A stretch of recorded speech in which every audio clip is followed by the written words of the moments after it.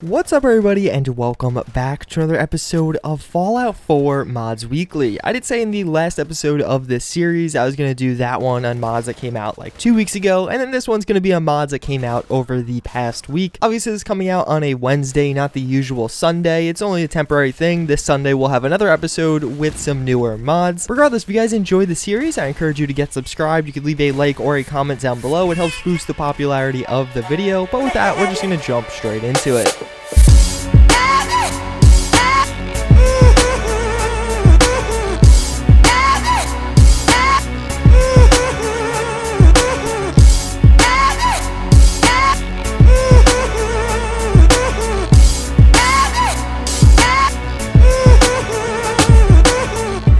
First mod I am going to be showing you is the Tough Traveler outfit. This is a really cool outfit mod and something I personally think I'm going to find myself using on my character quite a bit. This is actually something you may have seen in the past. It was re-uploaded with a lot more features, including female versions. It used to be just male. As you can see, the outfit has a ton of details. It looks very paramilitary, or maybe somebody that's in the military but wearing some normal clothes. And one really cool feature is that robotic leg. It is totally optional. You don't have to have that on your character, but I think it definitely enhances it and really makes this stand out as being a little bit cooler than some other outfit mods out there. With all that being said, I really think the outfit speaks for itself. When you look at it, you either love it or you don't. Personally, I absolutely love this thing. You're definitely going to be seeing it in my videos going forward, and all around it really is just a really high quality and great outfit mod.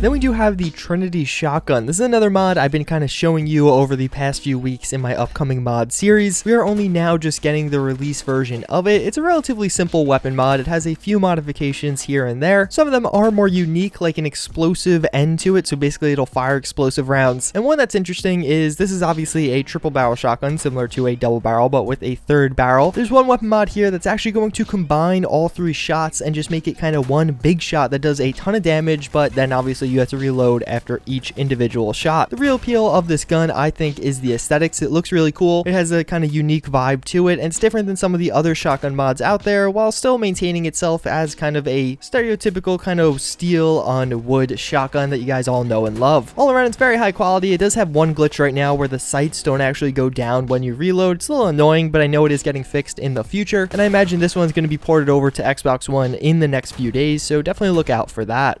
So now we actually have Operation Manhattan. This is a brand new quest mod that was released in the past week. This is a really cool quest mod. It's going to take place in Manhattan. It's actually a totally new world space. There's not a ton of exploring to do there, but a ton of fighting is actually done there. More or less, you partner with the Brotherhood of Steel, but a different variant of the Brotherhood of Steel. As you guys know, the Brotherhood of Steel has a number of different chapters. This is one of those chapters that is focusing on the New York area. More or less, you get in their vertibird, fly over to New York, and do some missions for them. The reason this mod is so cool is New York in the lore is kind of a desolate waste. A ton of bombs were focused there because one of the biggest cities in America obviously would be the target of a nuclear attack. I think this mod really does a great job of representing that, more in the sense that it's chaos. There are enemies everywhere. You're going to be fighting a ton of very strong and different enemies. I don't want to give away too much, but on the first mission, you're actually going to be invading some of the gunner bases to try and get back some Brotherhood of Steel technology that has been stolen. You have a few Brotherhood knights on your side helping you fight, and it really is cool. This is something I feel like I've wanted for a long time in Fallout. It really feels like a proper large-scale war. Definitely going to want to play this one if you're a higher level character, but all around it's a ton of fun and not a quest mod I would pass up.